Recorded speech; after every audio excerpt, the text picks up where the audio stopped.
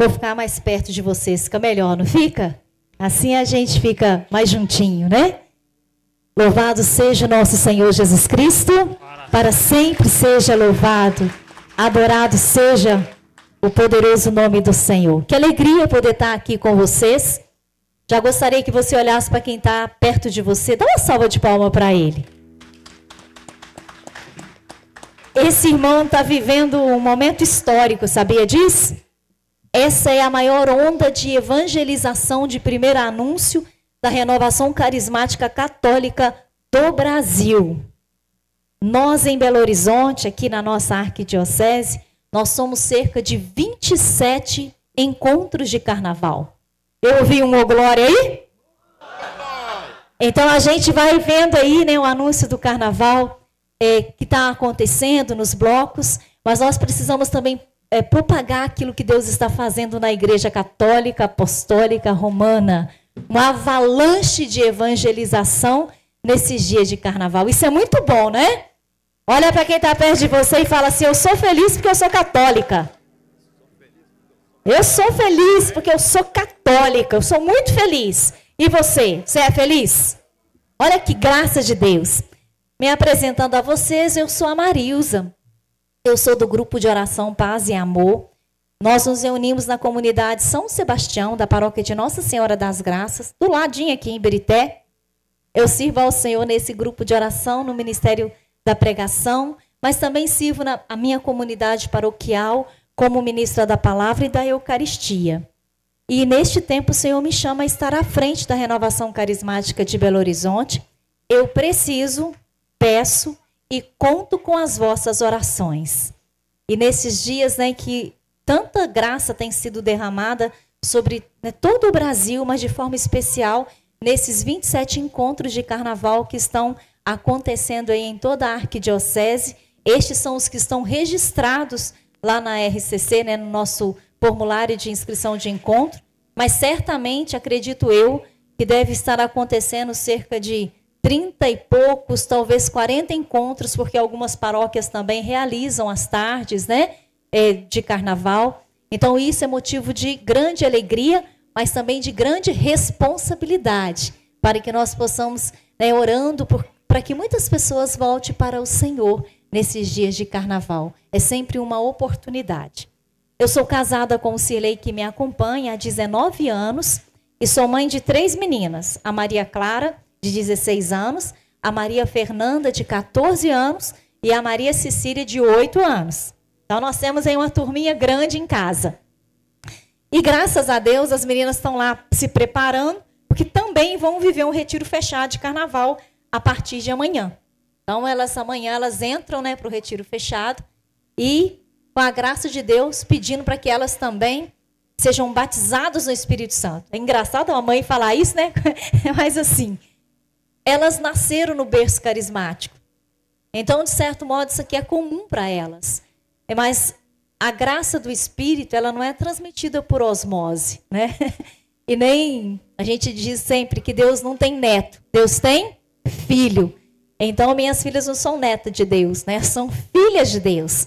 E como filhas de Deus, elas também precisam fazer o momento delas de vivência da presença de Deus. Então, peço também que vocês as incluam nas orações de vocês. Mas bora lá. O que Deus tem para nós nessa manhã? O tema da minha pregação aqui é: porque o amor de Deus foi derramado em nossos corações pelo Espírito Santo que nos foi dado. Então, o amor está em Romanos, capítulo 5, versículo 5b.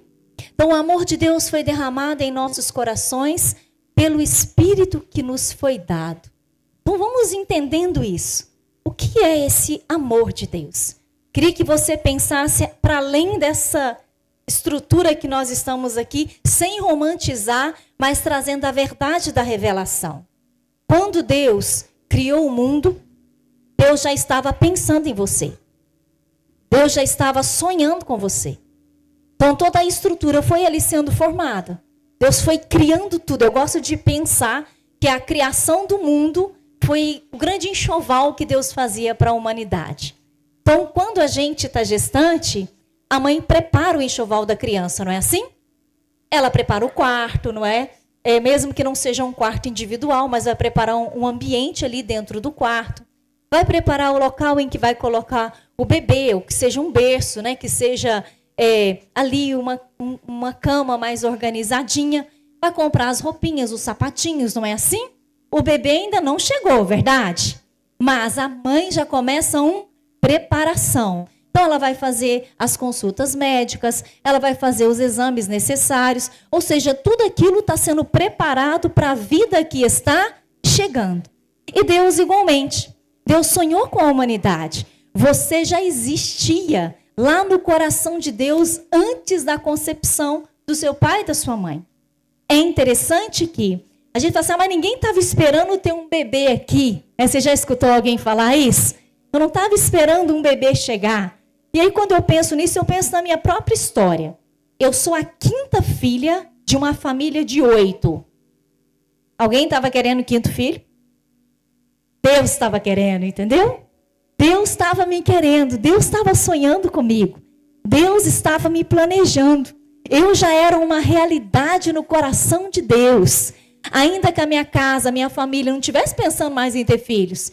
Eu costumo brincar que eu fui uma experiência tão boa que depois de mim vieram mais 3. Então foi bom, não foi?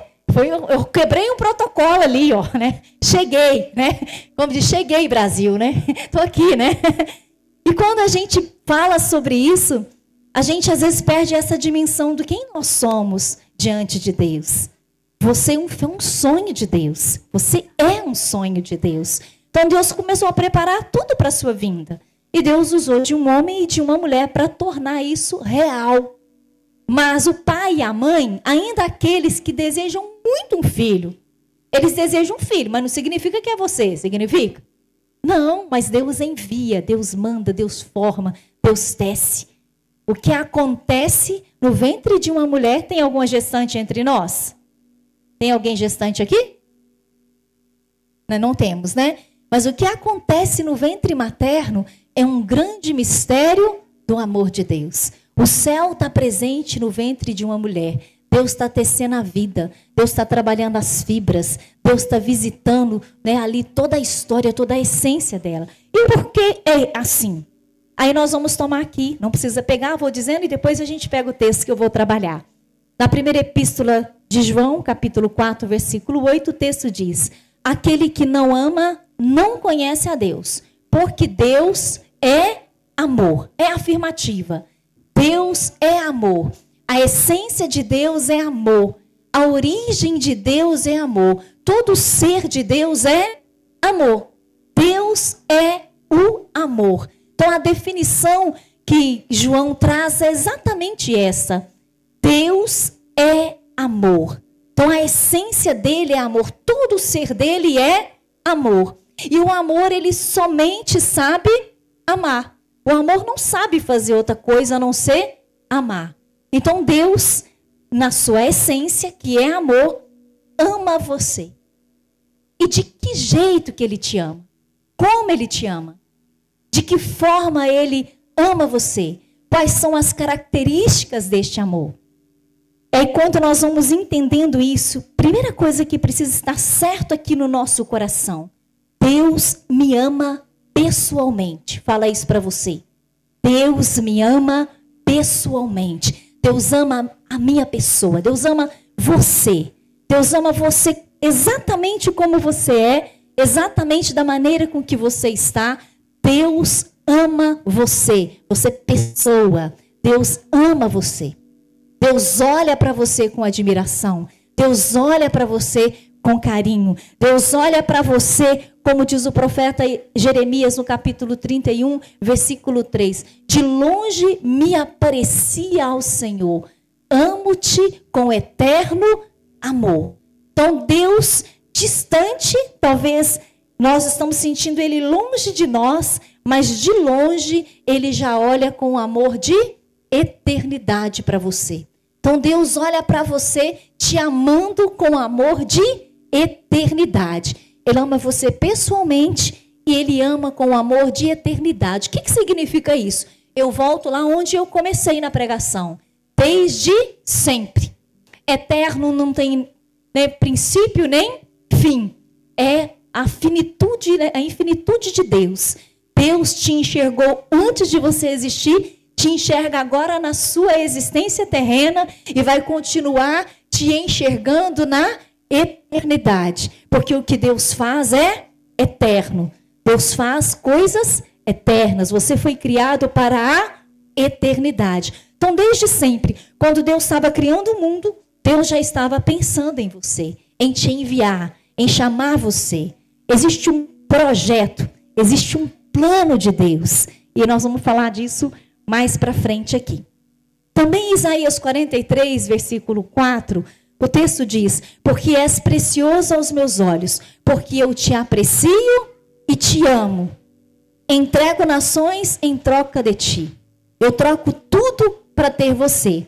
E aí eu peguei a tradução da Bíblia da CNBB, no versículo 4 do capítulo 43 de Isaías, que diz assim: e mesmo que seja alto o teu preço, diga qual é, porque eu pagarei. Eu achei essa tradução muito profunda, né? Porque o texto diz: ainda que o seu preço seja alto, fala quanto é, que eu vou pagar. Eu vou pagar para ter você.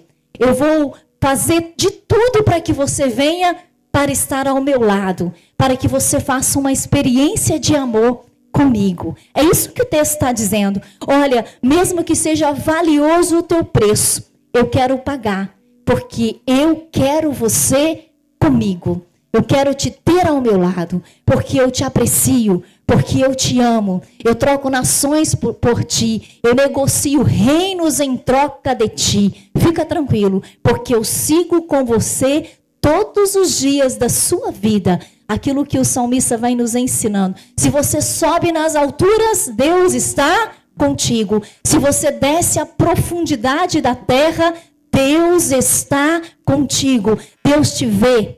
Deus não está indiferente ao que você está passando, ao que você está vivendo, ao que você está lutando nesta hora. Ele está com você. Ele não te abandona. Ele segura firme na sua mão. Ele permanece ao seu lado. Por quê? Você é precioso. Você vale muito para Deus. Você é importantíssimo para Deus. E como que é esse amor? Quais são as características deste amor? Não fala nada e olha para quem está do seu lado, só levanta a sobrancelha. Se você tiver uma, se você não tiver, enrusga a testa, né? Não tem problema não. Veja bem, como que esse amor ele se caracteriza?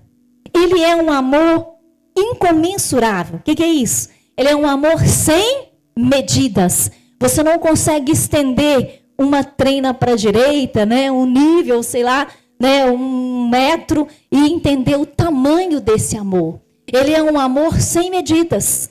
A gente costuma dizer que a medida do amor de Deus é amar sem medidas. Ou seja, é um amor que não tem como você mensurar ele. Não tem como você medir esse amor. É um amor que a gente olha para ele e fala: como pode um Deus me amar assim? Né? Como diz uma outra canção. Que amor é esse? Como pode um Deus amar assim? Um amor sem medidas, um amor que olha e diz: eu permaneço amando você. E é um amor tão grandioso, e um amor que traz tanto efeito para a humanidade, que São João, ele vai dizendo exatamente isso. Com efeito de tal modo Deus amou o mundo. E de que jeito Deus amou o mundo? Com que consequência Deus amou o mundo? Que quando a humanidade perecia, ele dá seu filho. Ou seja, o preço é alto, mas eu estou pagando para ter você. Eu estou pagando para resgatar você. Eu quero você do meu lado. Eu não vou medir esforços para dizer a você o quanto eu te amo. Talvez a gente olhando assim, a gente fala: não, mas será que é isso mesmo, né? Será que eu estou merecendo esse amor todo de Deus, né? Eu que não estou lá, né? Lá essas coisas. Mas você merece. E Deus te ama. Ainda que você não ache que é merecido o amor, Deus continua amando você. E esse amor também, ele é um amor caridoso. Ou seja, ele olha para suas feridas, ele olha para a sua dor e ele deseja curar essa dor com o amor. Porque todos nós, em algum momento da nossa vida, a gente chora, não é? A gente se decepciona, a gente é enganado, a gente é esquecido, não é mesmo? Em algum momento da história a gente vive uma decepção. Faz parte, né, vamos dizer assim, da vida humana, daquilo que o mundo, né, vai colocando diante de nós. E aí nessa dor, nesse sofrimento, Deus vai dizendo a você, Deus vai dizendo todos os dias, eu estou aqui.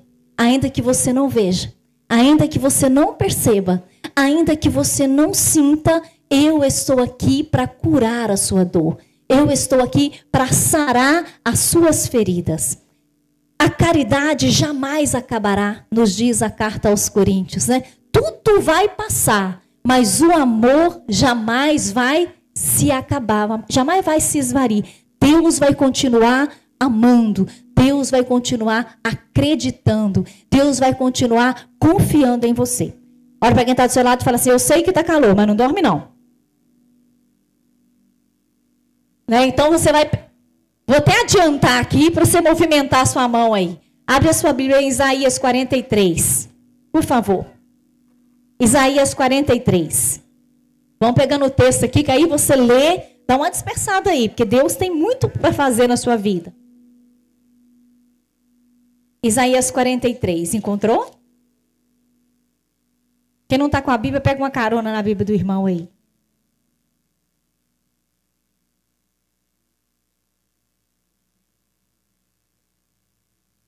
Veja bem, que diz o texto. Há uma promessa nesse texto, na tradução da Bíblia Ave Maria, quem está com ela.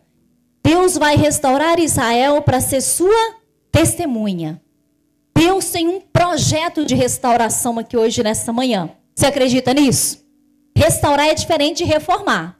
Reformar a gente quebra, a gente muda a parede, a gente muda a cor, não é mesmo? A gente faz de outra maneira. Restauração não. Restauração é devolver a essência. Restauração é resgatar aquilo que é desde sempre. Restauração é trabalhar para que seja mais próximo ao original possível. Então a promessa de Deus hoje é fazer com que você se torne cada vez mais parecido com a sua origem. A sua origem é Deus. A sua origem é Deus, o Criador, o Onipotente, aquele que te guarda, aquele que te protege, aquele que olha para você com admiração. Então ele vai trabalhar a sua vida nesse retiro de carnaval para que a restauração plena aconteça na sua vida, para que você se torne cada vez mais a essência que Deus te chamou a ser na humanidade. Encontraram? Assim diz o texto. E agora, eis o que diz o Senhor. Quantas horas aí no seu relógio? É agora. Eu gosto de texto bíblico que traz isso. Que é uma atualização da palavra, da profecia de Deus sobre a nossa vida. E agora, eis o que diz o Senhor. Aquele que te criou, Jacó, e te formou, Israel. Eu te chamo pelo nome. És meu. Olha só. Deus já vem com tudo, não é? Ele vai dizendo, olha, aquele que te criou, aquele que pôs a mão em você, aquele que teceu você, aquele que modelou você, aquele que trabalhou a sua vida, aquele que construiu aquilo que você é, olha o que ele vai te dizer agora. O texto está dizendo basicamente isso. Nada temas, pois eu te resgato. Eu te chamo pelo nome. Você é meu. Você é minha pertença, você veio de mim, você é minha propriedade, você pertence a mim e por isso eu vou resgatar você. Eu vou restaurar você. Eu vou trazer você de volta para aquilo que é a sua essência. E o texto prossegue dizendo, se tiveres de atravessar a água, estarei contigo e os rios não te submergirão. Continua o texto. A chama não vai, se caminhares pelo fogo, não te queimarás, e a chama não te consumirá, pois eu sou o Senhor teu Deus. Eu sou o Senhor teu Deus, o Santo de Israel, o teu Salvador. Dou o Egito por teu resgate, a Etiópia e Sabá em compensação, porque você é precioso aos meus olhos. Eu te aprecio e te amo. Permuto reinos por ti. Entrego nações em troca de ti. Fica tranquilo, pois eu estou contigo. Deus permanece dizendo para você, qual é o seu preço? Eu vou pagar o preço para ter você. Eu quero você do meu lado. Você compreende quando Deus fala que Ele te criou, que Ele te formou, é mais do que uma conotação de criação apenas. Ou seja, se Deus pôs a mão em você, quando você estava sendo tecido, as suas fibras estavam sendo formadas no ventre da sua mãe, todo o seu ser tem as impressões digitais do Criador. Você compreende isso? Porque a mão da gente está ali as nossas impressões digitais, não é? As impressões digitais daquele que formou, que construiu você, está em todo o seu ser. Em todo o seu ser, a toque da mão celestial de Deus, criando, formando, tecendo você, construindo você, formando não só o seu corpo físico, mas tudo aquilo que você é por essência.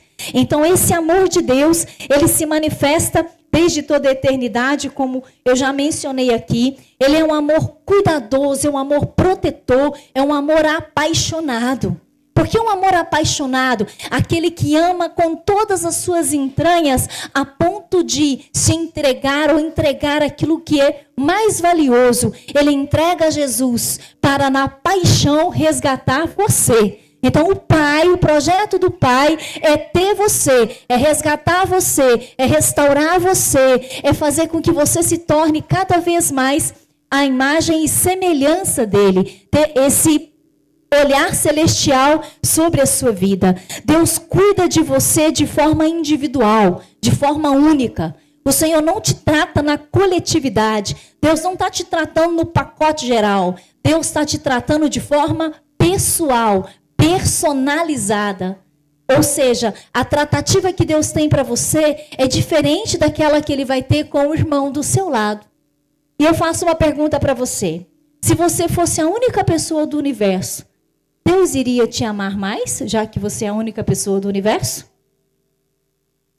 Não ia. Sabe por quê? Porque Ele já te ama com todo o amor dEle. Todo o amor já está sendo entregue para você. Esse amor que cuida, esse amor que protege, esse amor que guarda, esse amor que cuida dos detalhes. Veja bem, hoje você saiu da sua casa e chegou aqui em segurança. Deus foi cuidando, Deus foi amparando, Deus foi protegendo, Deus foi guardando os seus passos, Deus foi te guiando. Quantos anos você tem? Não precisa falar alto. Né? Nessa história de vida toda, Deus está guardando os detalhes da sua vida. Talvez nós poderíamos não estar aqui.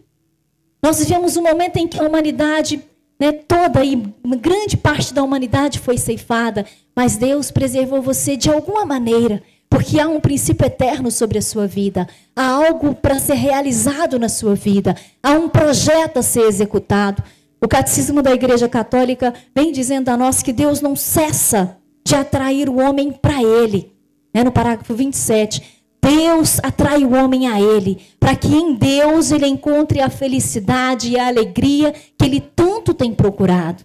A alegria que você busca, a felicidade que você busca, o desejo de se realizar que você busca, ele vai ser encontrado em Deus. E Deus te atrai a Ele. Este encontro de carnaval é Deus te atraindo para a presença dEle, para que nele você encontre a paz, a alegria que você vem procurando, que você vem buscando ao longo da sua história. Deus quer cuidar dos detalhes da sua vida. Deus quer proteger você de tudo aquilo que te afasta do plano eterno que Ele tem para a sua vida. Por isso Ele vai traçando ali rotas para que você e eu possamos seguir. Esse amor apaixonado, e como eu já disse, Ele leva ao extremo. Ele entrega tudo. Isaías 43, que nós estamos aqui. Não precisa temer nada. Eu resgato você. Eu estou com você. Eu permaneço ao seu lado. Eu sou um Deus perto de você. Eu sou um Deus que caminha ao seu lado. Eu sou um Deus que está junto de ti. Eu anuncio a minha palavra a Jacó, Salmo 147. E também digo a ele os meus preceitos. E aí o Salmo tem uma frase maravilhosa que diz: nenhum povo recebeu tanto carinho. Olha que maravilha esse Salmo 147. Nenhum povo recebeu tanto carinho. É eu que estou dando carinho para você. Eu que estou guardando você. Sou eu que estou protegendo você. Eu estou te segurando com a minha destra, com a minha mão poderosa. Você está guardado aqui, ó, na palma das minhas mãos. Nada foge do meu controle. Eu tenho você aqui, guardado. Eu quero proteger você. Eu quero cuidar de você. Eu quero te dar segurança.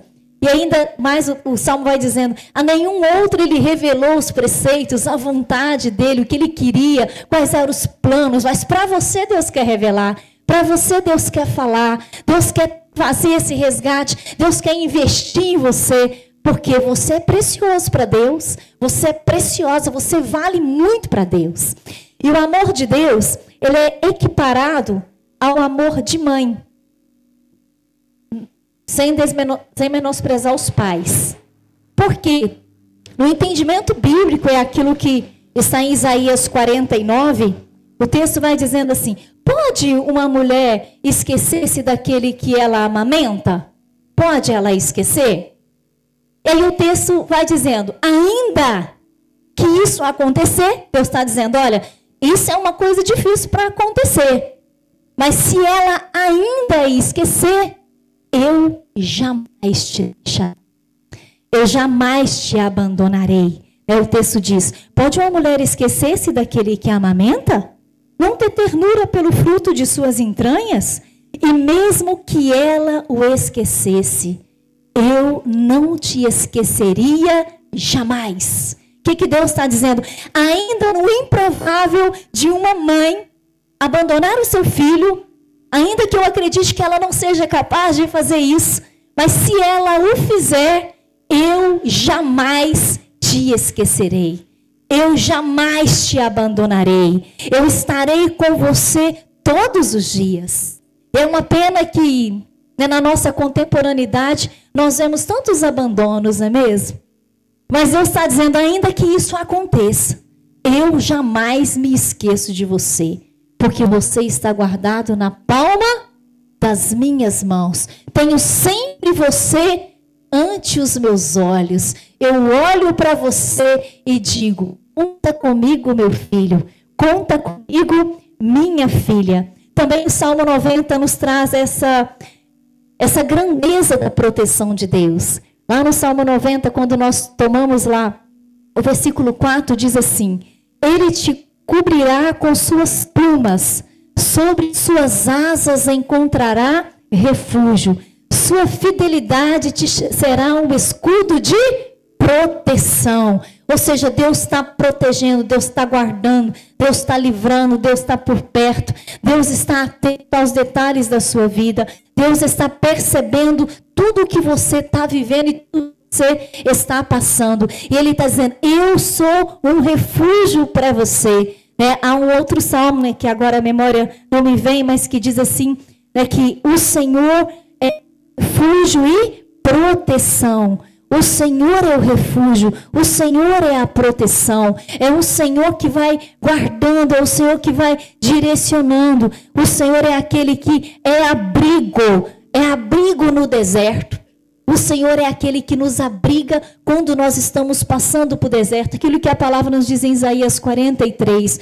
Olha, ainda se você estiver passando por uma grande enxurrada, por uma grande enchente, ainda assim as águas não vão submergir você, porque eu vou estar ali para resgatar você. A minha mão vai estar estendida. Ainda que você esteja atravessando um fogo, ainda que você esteja passando por uma grande prova, você não vai se queimar, o fogo não vai te consumir, porque eu sou o Senhor teu Deus, o Santo de Israel, o teu protetor. Eu estou do seu lado, eu permaneço contigo.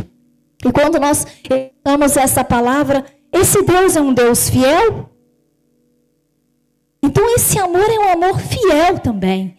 Ou seja, nós podemos ser abandonados pela nossa mãe, nós podemos ser esquecidos pelo nosso pai, pelos nossos irmãos, pela nossa família, talvez até pela nossa comunidade de fé, mas Deus está dizendo a mim e a você, eu jamais te abandonarei. Tenho sempre você ante os meus olhos. Eu estou vendo você, eu estou fitando você. Você sempre vai ter a minha companhia. Eu sempre vou estar ao seu lado. E é um amor incansável, misericordioso, compassivo e perfeito. Que tanto de coisa, não é mesmo? Ele é misericordioso, ele é compassivo, ele é perfeito. Ou seja, você pode estar cansado de escutar essa pregação que Deus ama você. Deus vai continuar falando que ele ama você. Porque Deus somente sabe te amar. Aquilo que o profeta Oséias diz lá no seu capítulo 11. O amor incansável, Deus prevalecerá. Você pode se cansar, mas ele não vai parar de falar. Ele vai prevalecer te amando, te admirando, olhando para você, te tratando com ternura, com compaixão, com carinho. Vai dizendo que na eternidade ele permanece amando você, que você é filho querido, que você é filha querida dele, que você é precioso, você é preciosa. Ele tem compaixão, ele sofre com você, ele rebaixa-se as dores que você sente, sofre junto com você. Compaixão é isso. Ele é um Deus compassivo. Ele está ali junto de você nas suas causas. E ele é perfeito. É um amor perfeito. O amor entre pai e mãe nem sempre é perfeito, não é mesmo? Nós somos imperfeitos. Entre marido e mulher também é um amor imperfeito. Mas entre irmãos, mas o amor de Deus é um amor perfeito. Não tem defeito. O amor de Deus é um amor perfeito. Um amor caridoso, que vai curando os nossos afetos, que vai curando as nossas dores e vai transformando nossa vida, na medida que nós vamos nos indo a Ele, nós vamos nos entregando a Ele. E já aqui caminhando para finalizar, que eu quero partilhar algo com vocês, é um amor também zeloso e ciumento, que a gente entende também que na escritura zelo e ciúme são primos, né? Estão caminhando ali um do lado do outro. E aí o texto sagrado vai nos dizendo na carta de Tiago, capítulo 4, ou imaginais que em vão diz as escrituras, sois amados até o ciúme pelo Espírito que habita em vós. Você é obra de Deus. Deuteronômio capítulo 4, 24. O Senhor vosso Deus é fogo devorador, é um Deus zeloso. Deus olha e cuida, Deus olha e protege. Deus não é um negócio avacalhado, entende? Não é que trata de qualquer jeito, que joga de qualquer maneira, não. Deus é cuidadoso, Deus vai cuidando dos detalhes. Aquilo que a gente não compreende, agora fará sentido daqui 10 anos, daqui 20 anos. A oração não respondida agora fará sentido daqui a 5 anos. Olha para a sua vida. Deus atendeu todas as suas orações? E que bom, né? Porque teve coisa que você pediu totalmente sem noção. Graças a Deus, né? Que não atendeu. Aí hoje você olha para o seu passado e fala, que bom, Senhor, que o Senhor não atendeu nessa minha prece. Porque Deus vê além de você. Deus vê além, Deus cuida, Deus protege, Deus é zeloso e Deus vai direcionando. E o que me impede de fazer uma experiência exclusiva com o amor de Deus? Profunda. Quando eu começo a olhar para o amor de Deus na medida do amor humano. Eu acho que Deus é igual ao ser humano. Que ama no verão e na primavera já esqueceu o amor, não é mesmo? O amor de Deus não é um amor de carnaval, embora no carnaval ele deseje te amar com todo o amor. É um amor que se eterniza, é um amor que a cada manhã vai se renovando. Esse é vamos dizer, um detalhe que pode nos impedir de fazer uma experiência. É olhar para o amor de Deus e equipará-lo ao amor humano.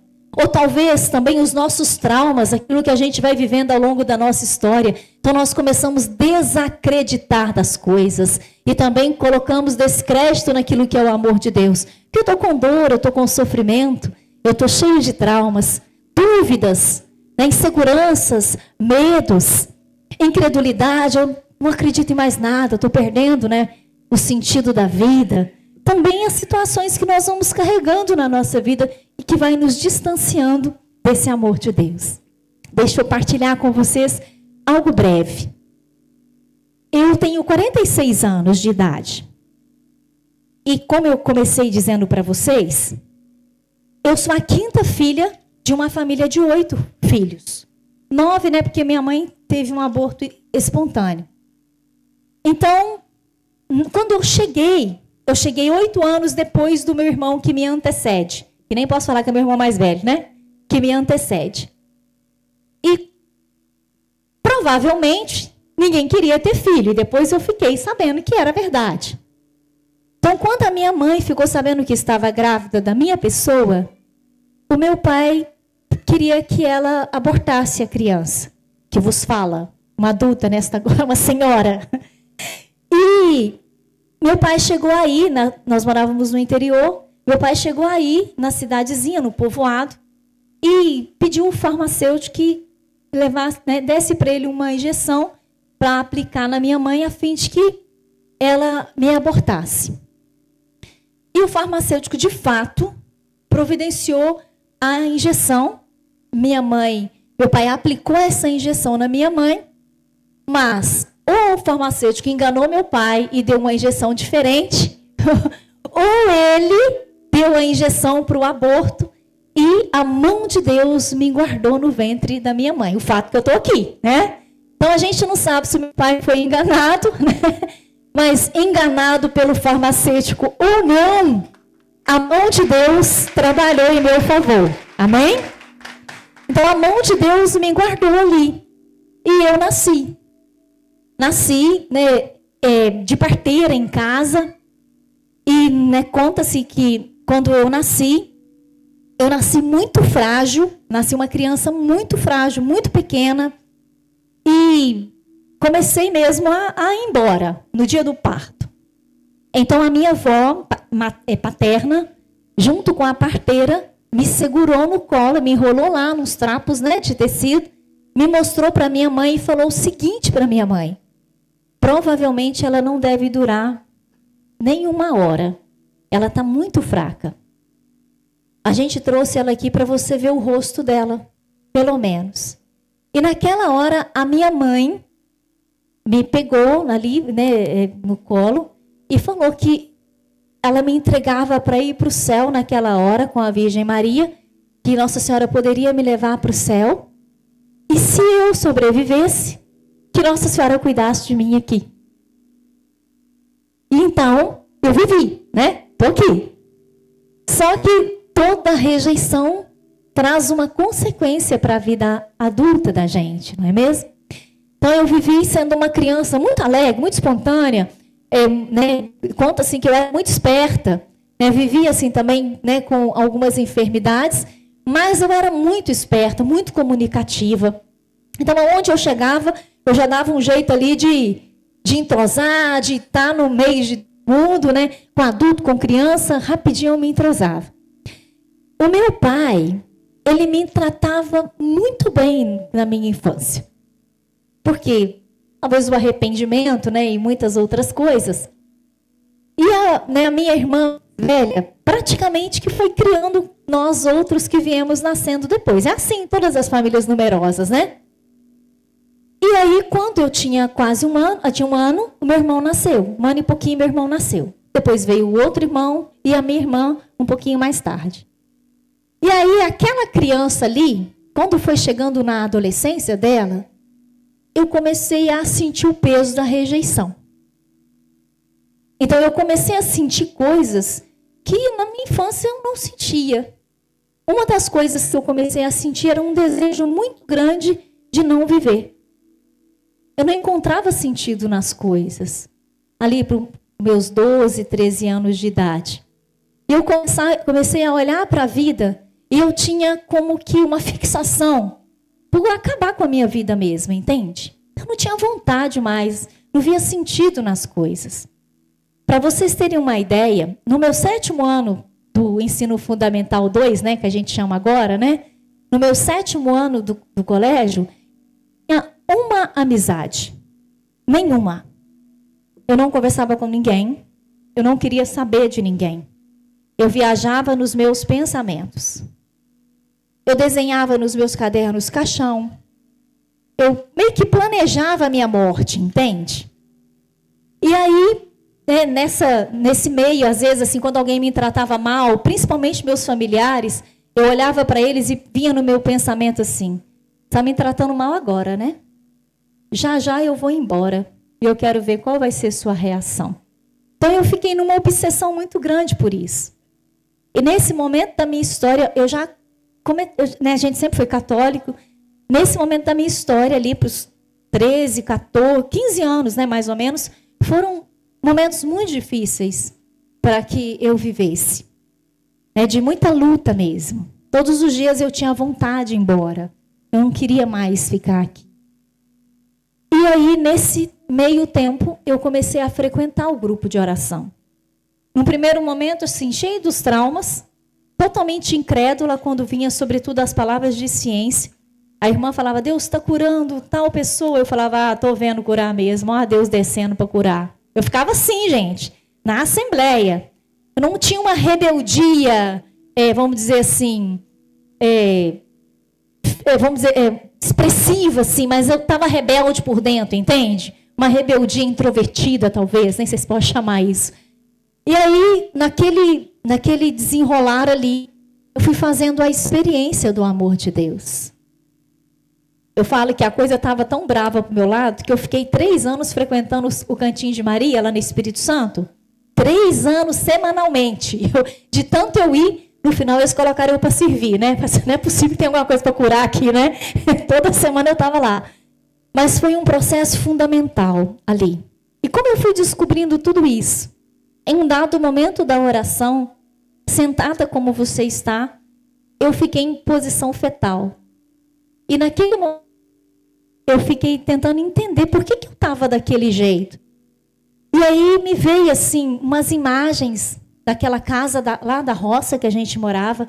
Minha mãe, perto da bica, que eu sabia que tinha lá. Minha mãe grávida. E aí eu fui partilhando com a irmã, a gente foi entrando num discernimento. E aí cheguei em casa e perguntei. Perguntei primeiro para minha irmã. Falei, onde a gente morava quando a mãe estava grávida de mim? Aí ela falou. Eu falei assim, por um acaso, minha mãe tentou me abortar? E minha irmã ficou assim assustada. Falou, por que você está me perguntando isso? Falei, não, só fala sim ou não, porque já está curado. Então, eu já estou bem. Né? Não vou chorar por causa disso, não. Já tinha morrido de chorar antes, né? Então, ela me falou, não, vem cá, vou te contar um pouquinho da sua história. E foi me contando. Tem isso que eu estou partilhando com vocês aqui agora. Então, assim, né, quando a gente está vivendo um trauma, uma dor interior, nós temos dificuldade de se abrir ao amor de Deus. Porque nós começamos a olhar para Deus da mesma maneira que nós olhamos para as pessoas. E, certamente eu perguntava no meu coração, por que o meu pai não me queria? Por que o meu pai não queria que eu existisse? Por que a minha mãe aceitou? Né? Por que ela não esbravejou e falou que não ia tomar a injeção? E eu esquecia-me de ver a graça de Deus, a mão de Deus que me livrou da morte, a mão de Deus que me protegeu, ainda se aquela injeção estivesse valendo, sabe? A mão de Deus foi me guardando, a mão de Deus foi me amparando, Deus foi cuidando da minha vida, Deus foi protegendo a minha história, Deus foi olhando para os detalhes da minha vida, Deus tinha um projeto, Deus sabia que um dia eu estaria aqui, compreende? Deus tinha sonhos para a minha vida, Deus tinha algo para além daquela casinha de pau a pique que nós morávamos nela lá na roça.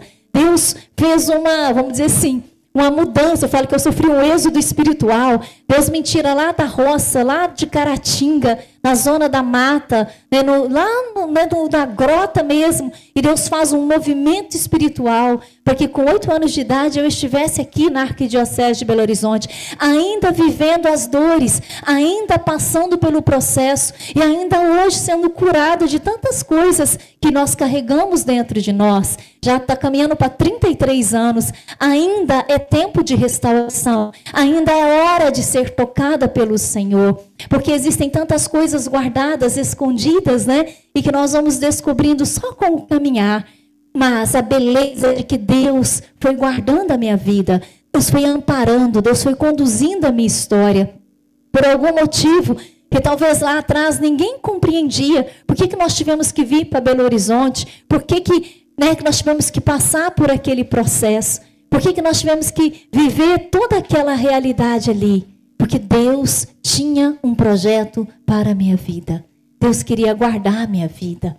E passando por tudo que todo mundo vive. Sendo despejado de casa, você já foi despejado? Não é uma experiência boa de se viver. Você vê todas as suas coisas na rua.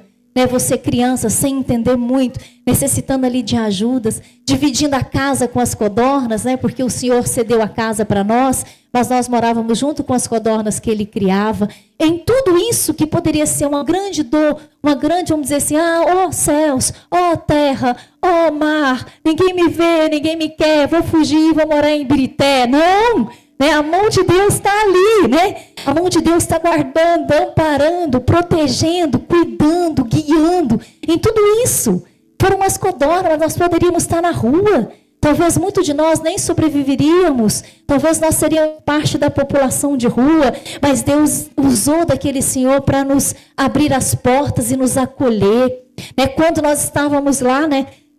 Quando eu fui lá diagnosticada com 14 anos lá, que eu estava com as plaquetas tão baixas que se eu me arranhasse com uma agulha eu iria, né, via óbito. A mão de Deus guardando e protegendo. No parto da minha primeira filha, né, provavelmente seria 2 óbitos, mas a mão de Deus guardou, a mão de Deus protegeu, porque Deus é um Deus que não abandona os seus filhos. Ainda que as coisas pareçam contraditórias, ainda que as coisas pareçam que não estão caminhando na maneira com que nós pensamos que seria o correto, em tudo a mão de Deus vai trabalhando. Em tudo a mão de Deus vai guiando. Você é projeto de Deus. Você é sonho de Deus. Deus desejou você. Deus planejou você. Deus tem planos de felicidades para você. Deus tem projetos de felicidade para você. Então, tudo aquilo que nós vivemos e nós passamos, Deus vai amparando e para que as coisas aconteçam conforme o projeto de Deus. Deus te vê e Deus te viu. Um dia eu rezava, dias atrás aí, falava, Senhor, quando o Senhor me vê, né, quando o Senhor me chama a tanta coisa, Senhor, que eu sei que eu sou tão pequena, eu sei que eu sou tão incapaz, para que o Senhor faça as coisas através de mim. E o Senhor me dizia, eu não estou te vendo agora. Eu te vi na fresta de luz, quando você nasceu naquela casa de Itapera. E ali eu fui enxergando pela graça de Deus, a luz de Deus tomando aquele lugar, tão pobre, tão necessitado, mas ali havia Deus presente e o projeto de Deus estava a todo vapor, amém? E a todo vapor está o projeto de Deus na sua vida. Ainda que as coisas não pareçam dar certo, ainda que Deus te tire de um lugar, movimente a sua vida, é Ele cuidando, protegendo e guardando. Diga seu preço. Qual é teu preço? Eu pagarei. Isaías 43:4, tradução da CNBB. Ainda que seja alto o teu preço, eu pagarei. Eu fico pensando, Deus é tão amoroso e tão cuidadoso. Dou esse último testemunho para a gente rezar. Nós vivemos, né, namoramos e casamos com 1 ano e 6 meses, Sirlei e eu. E aí, com aquela fartura, né, fartando tudo para nós, concluir os passos do casamento, para a glória de Deus. A gente não tinha muitas coisas, nem podia fazer muitas coisas. E eu passei muito tempo sem comer churrasco. A gente estava preparando para o casamento, né? E eu falo assim, quando a gente está numa situação de vida difícil, principalmente quando a gente tem muitos filhos, as pessoas não convidam a gente para as festas, não, que tem medo da gente ir lá e detonar geral, né? Então, assim, as pessoas, né, não convidam a gente para as coisas, né? Você já deve ter vivido isso, mas está tudo bem, né? Nós já superamos isso. E tinha muito tempo que eu não comia um churrasco. E aí, quando nós viajamos, ganhamos tudo, né? Graças a Deus, a providência de Deus chegou. Voltando da lua de mel, eu comentei com ele dentro do ônibus assim. Falei, nossa, quando as coisas melhorarem, eu quero muito que a gente faça um churrasco. Eu estou com a vontade de comer um churrasco. Voltando da lua de mel. Meia hora depois, para tudo. O ônibus quebrou. Voltando lá de Goiás, o ônibus quebra. No meio do nada. Aí o pessoal lá faz o movimento e fala, não, vai vir um ônibus aqui da cidade próxima pegar a gente. E nós vamos para lá até para ver o que a empresa vai resolver para a gente seguir para Minas. O ônibus pegou a gente, nós, né, seguimos até a próxima cidade. Chegou lá, o motorista veio dar um recado. Gente, nós vamos parar aqui nessa churrascaria e vocês podem ficar à vontade. E nós vamos avaliar se vai vir um outro ônibus para nos buscar hoje ou a gente vai pernoitar aqui e seguimos viagem amanhã. Eu só olhei para ele e falei, né? Aí ele costuma dizer assim que Deus atende até os meus caprichos, sabe? Gente, eu acabei de comer o churrasco. O motorista chegou e falou, pessoal, consertaram o ônibus, liberado, vamos seguir viagem. Viemos até BH sem problema nenhum. Imagina se Deus se preocupa com a vontade de comer churrasco. Imagina o que Ele não faz por você. Uma coisa tão simples, né? Mas esse Deus carinhoso, cuidadoso e protetor. Ele se atenta a tudo. Deus sabia que eu não tinha condições de fazer o churrasco. Mas Ele foi cuidando. Ele foi amparando. Ele foi guiando. Ele falou, você não tem dinheiro não, mas eu faço isso acontecer, né? E ainda vou beneficiar outras pessoas. A graça não é só para você. A graça vai ser estendida a outros. Então veja bem o que Deus pode fazer por você. Muito mais do que eu consegui expressar aqui. Você só precisa desejar sentir. Você deseja sentir o amor de Deus? Fazer uma experiência com Ele? Desse cuidado, dessa proteção?